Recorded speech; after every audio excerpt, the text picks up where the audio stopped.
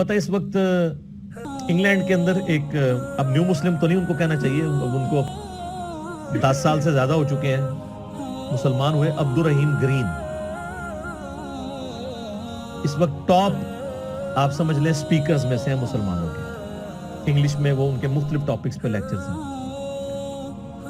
انہوں نے اپنا اسلام لانے کا واقعہ بھی بیان کیا ہے، ایک آڈیٹوریم میں خطاب کرتے ہیں۔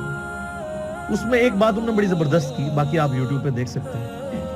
وہ کہتے ہیں جب یہ کتاب میں نے پہلی دفعہ پڑھنی شروع کی نا، تو یہ قرآن کا جو سٹائل تھا نا گفتگو کرنے کا، اس نے مجھے بہت امپریس کیا کہ جب کوئی انسان کتاب لکھتا ہے وہ اس سٹائل میں نہیں لکھتا۔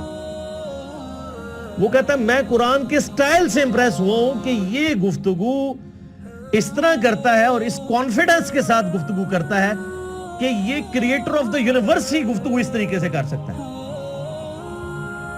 انسان تو اتنے اعتماد سے دوسرے کے ساتھ بات ہی نہیں کر سکتا۔ اس میں جو کانفیڈنس ہے کتاب کے اندر، پھر اس کتاب کا جو سٹائل ہے وہ بتاتا ہے کہ یہ انسان کی لکھی ہوئی کتاب نہیں، کیونکہ انسان جب بھی کتاب لکھتا ہے نا ایک خاص سیکوینس کے تحت لکھ رہا ہوتا ہے، چیپٹرز بناتا ہے، اور یہ بالکل ڈیفرنٹ سٹائل ہے۔ حالانکہ اس کو اس وقت یہ نہیں پتا تھا کہ اس کا سٹائل کون سا ہے، خطبے کا سٹائل ہے۔ خطبہ تو اسی طرح ہی ہوتا ہے، خطبے کا سٹائل ہے اس لیے ہے کہ خطیب کا کام یہ ہوتا ہے کہ وہ اپنے مخاطب کے دل میں اپنی بات اتارے۔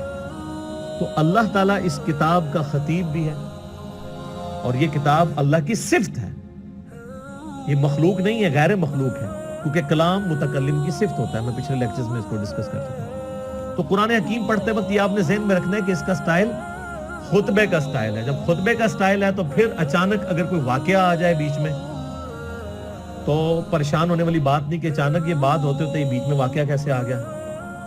پھر اچانک آپ دیکھتے ہیں خطیب بھی جب بیان کر رہا ہوتا ہے، آپ آج کل کے پولیٹیکل لیڈرز کو دیکھ لیں، جب وہ گفتگو کرتے ہیں کسی خاص ٹاپک پہ بات کر رہے ہوتے ہیں، اچانک کرتے کرتے کوئی ماضی کا واقعہ یاد کرتے ہیں، پھر ساتھ ہی جو سامنے بیٹھے ہیں ان سے بھی مخاطب ہو کے کوئی ادھر چیز دیکھنے والی ہوتی ہے آئیڈینٹیفائی کرنے کی، وہ فوراً آئیڈینٹیفائی کرتے ہیں، پھر اپنے موضوع کی طرف واپس آتے ہیں۔ یہ سٹائل قرآن کا ہے۔ یہی وجہ ہے کہ صحابہ کرام علیہم رضوان کے اندر بجلی بھر دی تھی اس کتاب نے۔ ان کو فیل ہوتا تھا کہ ہمارا کریٹر ہم سے مخاطب ہے، ہماری بات کر رہا ہے۔ سر ہماری بات تو ہے نا، آپ دیکھیں غزوہ بدر ہو رہی ہے تو اس کی لائیو کمنٹری سورۃ الانفال کے اندر آئی ہے۔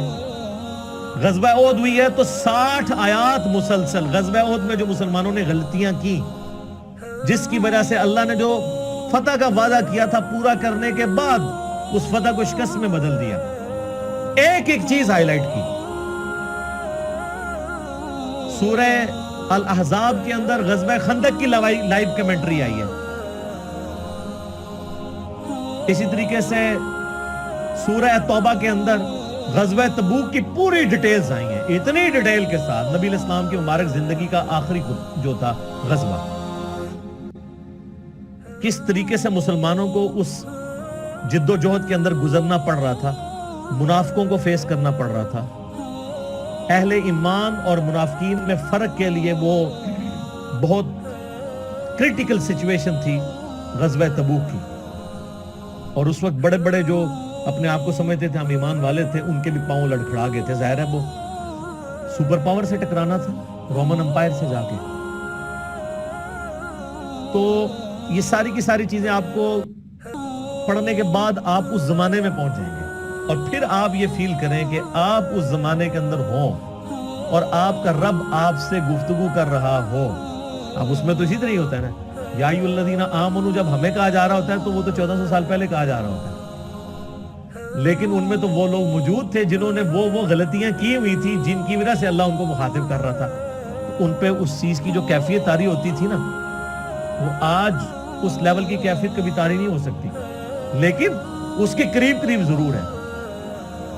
میرے ایک دوست بتانے لگے، ان کے جاننے والوں کی نا انگلینڈ کے اندر ایک شاپ ہے، تو وہ کہتے ہیں ہم نے نا پورا دن نا ایک قرآن کی تلاوت اور ترجمہ لگایا ہوتا تھا، ایک انگلش میں بھی ریکارڈنگ ہوئی ہے، وہ بھی صوت القرآن چینل کے اوپر کبھی کبھار چلتی ہے۔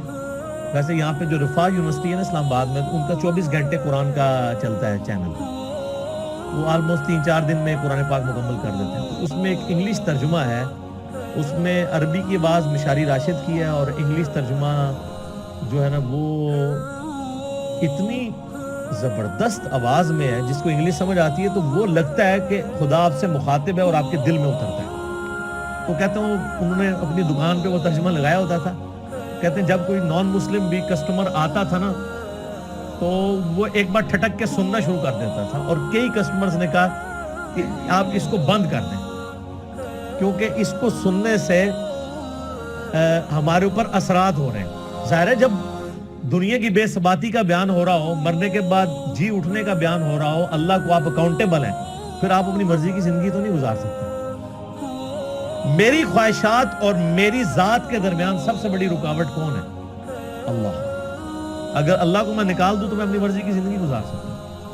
اس لیے آپ دیکھیں گے جتنے ایتھیسٹ ہیں، منکرین خدا ہیں، وہ بیسیکلی منکرین خدا نہیں ہوتے ہیں، بلکہ وہ اپنی مرضی کی زندگی گزارنا چاہتے ہیں.